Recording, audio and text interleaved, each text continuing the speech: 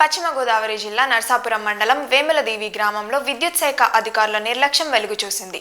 11 KV లైన్లు వేస్తున్న సమయంలో స్తంభాలు లేకపోవడంతో ప్రమాదకరమైన విద్యుత్ వైర్లను వెదురుగెడలకు కట్టి తాత్కాలికంగా ఏర్పాటు చేశారు. గాలివానలు లేదా చిన్న ప్రమాదం జరిగినా ప్రాణ నష్టం సంభవించే ప్రమాదం ఉందని గ్రామస్తులు ఆందోళన వ్యక్తం చేస్తున్నారు. ముఖ్యంగా వెంకటేశ్వర స్వామి ఆలయానికి వెళ్లే మార్గం కావడంతో భక్తుల రాకపోకలు ఎక్కువగా ఉంటున్నాయి. ఇప్పటికైనా అధికారులు స్పందించి సిమెంట్ స్తంభాలు ఏర్పాటు చేసి ప్రమాదాన్ని నివారించాలని ప్రజలు కోరుతున్నారు.